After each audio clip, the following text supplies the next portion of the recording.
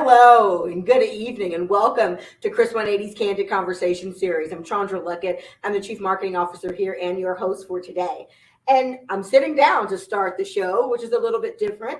And I'm sitting here with the men and women who put this on every single month. I want to introduce you to Chris 180's Marketing and Communications team, the team behind remixing our award-winning Lunchtime Live series into a new, more digestible format called Candid Conversations. Today, we'll be having a year in review of sorts, looking back at our favorite moments from the past few months and talking a little bit more about how this series came to life and what we see for the future of expert-led storytelling. So to get things started, I'd love for everyone to introduce themselves, and we'll start down here with Tariq. Hey, I'm Tariq Ricks, and I'm the Design Production Coordinator. Hi, I'm Brianna Ferguson, and I'm the Marketing and Communications Coordinator.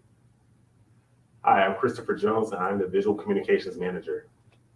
So, and you all know who I am. So let's get started with the initial idea. How did we come up with the Candid Conversations thought process of taking our 30-minute plus sometimes live series and drilling it down to a more 15-minute, easier to listen and watch? Well, we started with Lunchtime Live that we've been doing for about 2 years now, and we noticed during one of the months that we wanted to record Lunchtime Live that there was two competing months and observances. So we decided to do a different series, Candid Conversations, which is so we could kind of break up both of those observances and talk about both topics because they're both important. And so we just came up with the name Candid Conversations to do that. Other thoughts? I think the Candid Conversations format gives us a bit more of a flexibility to kind of dive a little bit deeper into the topics from our Chris 180 experts. And also, it freed us from the constraints of being just a lunchtime series, because a lot of times everyone is viewing the series while they're at work. And so with the Candid Conversations series format, we're able to air it at night or whatever time works best for the majority of our audience. True. Yeah, I was just about to say the same thing. It's easier for people to check in and listen to what our experts say at a certain time of night instead of the Lunchtime Live where everybody's caught up at work and they may have an assignment they have to finish and they may not be able to catch the whole thing. So it just makes it easier for everyone to get a chance to take a look. And Brianna's our master scheduler, and so she helps to nail down our experts and our awesome colleagues who have very busy schedules sometimes. Yeah, absolutely. It's been great because a lot of people are excited to participate and they want to share their knowledge with our viewers. So it's been a great experience so far. Well, speaking of sharing knowledge, we are going to each select a clip of an episode that we have really enjoyed and share it out with you, and then we'll react to it. So you'll be able to see a little bit of what went in our minds during that filming. So we'll kick it off, and we'll start with Tree. Initially virtually, it's such a learning curve. It is. And I think one thing that I definitely want people to kind of take away is to like offer yourself grace. Like we went through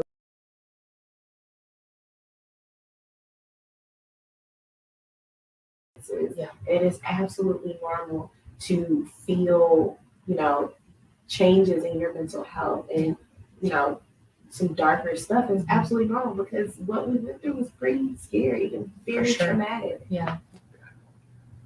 So the reason I chose that clip is because I myself have been through a situation, not where I was suicidal, more so just I had like a span of years where it was just like really tough while I was at school, and I beat myself up really bad about it. It was like I had to. I kind of based off of what she said, just give yourself some grace. It's like understand that everybody goes through something. Everybody's feeling any kind of pain and depression or is bothered by something that happened with some friends or at school. And you just have to take a step back and realize that you're not the only one, but your feelings are important and you got to take time for yourself to kind of really take a deep dive and understand what you're going through and talk to someone about it and go from there and just start the healing process. Absolutely. That was a really great episode. I think that was the first one we filmed and aired. And Meg and Shakira, our colleagues who spoke, did a fabulous job in really bringing the conversation around Suicide Prevention Awareness Month to light. So, Brianna? And back to maybe what you like, kids are sponges. They are watching, they are picking up on everything Yes, you're seeing yes, around them. yes. So we want parents to be comfortable modeling approach.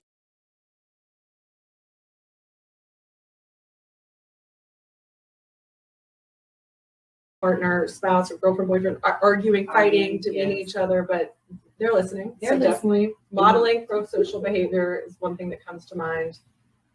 And even learning parents, spouses, learn to fight fair. Fighting fair is a real thing. Learn Yeah. to choose your words, treat each other kindly, even when arguing. That's a real thing. So I chose that clip just because I think it's really important in terms of bullying for children to see people being kind to one another. And then also I think just having parents in the home that can model good communication skills, they can help support kids that are experiencing bullying and all that is very important. And I think just showing those social skills will help. And a lot of kids, I think, that do bully may not have that role model at home, or they just don't have a support system that can model or be role models to them. When we had that conversation, we always talk about children or young adults or teenagers who have been bullied, but we also wanted to flip it around and also talk about what do you do if your child is the bully, and how parents should not blame themselves, but what proactive tips and things that they could bring to light from that conversation. So I really enjoyed that clip. Any other thoughts on the bullying conversation? I think that conversation was really important, just sitting there from the parents' perspective and how you have to really pay attention to what your kids are doing. And this is a generation of technology, and every kid has a phone in their hand now. So it was definitely important for them to let us know that anything could be happening on the kids' phones, and just have to pay attention. Absolutely. Right. You can tell they're loving that we have turned the camera on them. Or we're looking at our intensive outpatient services at the tree, or we're looking at groups that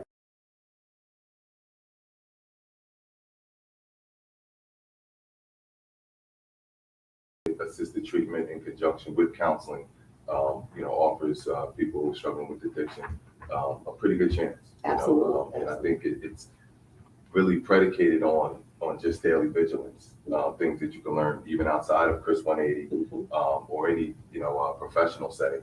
Every community across the country has AA and NA, which are strong support groups that they really encourage people to change their lifestyle, to live a certain way, to get sponsorship, and to understand that it's going to take a community effort. It's something that's really hard to overcome as an individual, because the addiction, the person who's addicted wants to isolate, and that's the power of the addiction. It's speaking to you, and it wants to separate you from your friends, from your family, from your support network, and people who can offer that help. And that's one of the major things I think that people really want to focus on if they want to kind of live a clean and healthy lifestyle. Yeah, and I think even wanting that is very difficult when you have the stigma of addiction. Yeah. We have, an idea of what addiction is. And so for some people, they think, okay, it's that person who's in the alleyway, who's, have that hood over their head and sneaking around every corner. But the reality is that we see addiction across every social, economic, every racial composition. Every person is impacted, even when you think you're not, because we are impacted by our communities that are being decimated by substances, and the services that are needed are not always there. But I think it has a lot to do with people. I chose this clip between Kathy Bragg and Brian Smith, who both have extensive experience in the substance abuse field, because I thought it helped to shed a light that there is no one face of substance abuse. It could be your neighbor, it could be the person that looks like they have everything together. And so we need to be more mindful and just open that these things could be right in front of our faces. And so I think that served as a good reminder to just be aware, be kind, and be understanding to those who may be struggling with things that we are not. I think in that conversation as well, and I suggest people go back and watch that episode. Brian also mentioned about overdoses and people, fentanyl and the rise in fentanyl overdoses, and just thinking about things that have been laced. And, we hear and watch things on TV, but not necessarily having those experiences, it's easy to kind of throw it to the back of our minds and say, that's not my concern, or that's not something that I know anybody who deals with. But we all likely know someone who has dealt with substance abuse in any form. And so to me, that really was an eye-opening conversation. I agree. It was very eye-opening. There's a lot of things that I think are kind of like hidden within society. There's a lot of things that we don't see, but they're happening. So I think it was really important to shed light on that and to talk about the issues that many people are facing. Absolutely. Yeah. Addiction is one of those things where it's like, there's so many different forms, and a lot of people don't even realize that they're suffering from it. So that conversation can kind of get you on the mind state, understanding that there's more than one kind, and it doesn't look a certain way on anybody. Another thing I wanted to add is that the recovery process and kind of addiction, it doesn't just affect that person that is going through it, it affects their whole family and everybody that's connected to them. So they really need that village to kind of surround them and support them towards getting the help that they need. We have to do our own plug, right? So the village is what we here at Chris 180 try to build around people. And we do have programs that work with those who have struggled with substance use, and really the family support. So whether it's like a caregiver support team or parents of teenagers who've dealt with addiction, that's really a part of the work that we do here, and by providing those wraparound services. And so for us, it's been really great to see those conversations come to light, the things that we get to print and share with people online, but really hearing the voices behind the people who are actually making the impact is really special and significant. Associated with it, which is why the whispers happen. And even in saying something like commit suicide, you commit crimes, you die by suicide. And I think it's something that's very, very scary, the notion of like not wanting to be alive or not being here anymore. That kind of leads people to that. Mm-hmm. Yeah. You bring up a really good point too, is how the language that we use associated with suicide, we really frowned upon actually using talking about somebody committed suicide. It's now they have died by suicide. I think that's one thing for viewers to really be aware of, is that we need to switch our language up. You are so right in that. We hear commit. So clearly both Tariq and I were touched by that conversation on suicide prevention and awareness. And that was one of those another eye-opening moment, I guess is our phrase for the day. But when Meg said, the phrase commit, right, is, it's ending your life, right? It's not, you're committing this, like you're committing a crime. And she talked a lot about the stigma around it, but also what it leaves behind, as we just talked about, for families. And here at Chris 180, we try our very best to use trauma-informed language when we're talking about individuals with lived experience of homelessness or poverty or whatever else that is. But does that language, in the greater community also extend to people who are dealing with serious mental health challenges and who may choose to take their own life? And I know we just recently heard about the death of Twitch, who was really well known as a producer and a dancer and a choreographer. And so much conversation online right now is around, well, I didn't think anything was wrong with him. But it really just shows that we don't really know what's going on in people's lives. We don't know what's behind people's smiles and conversation. And as a kind of a viewer of those things now, and getting to learn a little bit more about it from a clinical perspective, it's really eye-opening. And it's one of those things that makes you pause and think about, what is the language I use in my own life? I think definitely working in this industry it has helped a lot of people, staff members in general, to become more trauma informed and more aware. And I think it's important for everyone to reflect on what they do and how they communicate and how they talk about mental health issues and substance abuse issues, all of those things, so that we can extend that, as Chandra said, and communicate in a positive way about issues that people are dealing with. So I want to turn. Oh, Christopher, did you want to say something? So I have a couple questions for our panel, and hopefully they won't get too mad at me. They don't really know a lot about these already, but anyone can take the first stab on answering this. What do you all believe is the biggest impact of expert-led storytelling, which is a really big part of what we do here at Chris 180, and people sharing of their knowledge? Who wants to start? I'll start. I think it's very important that we have it because it's giving you perspectives that you wouldn't normally have if you weren't an expert. These guys, these experts that we have, they put in extra work and a lot of their time to do the research and be in the community and give direct support to those affected by whatever they may be dealing with, the hardships that they may be dealing with. So with their conversation and with their knowledge is giving that inside look at the things that we don't see every day. Say is definitely it's free knowledge. We're still trying to make progress and get the word out about how prevalent and helpful that mental behavioral health services are, and this can help those that may not be as familiar with where to go to get those resources. It gives them somewhere they can point to, whether it's they get help at Chris 180 or any other service in the area. It's here for you. It's available 24/7 online, making it more accessible. Absolutely. So the next question, and I'll start with Brianna on this, is what have you learned in the process of helping to create this new series of ours? I've learned a lot about just mental health, and I've learned a lot about just different perspectives that people have. As we mentioned previously, I've just gained a lot of expert knowledge from our staff members.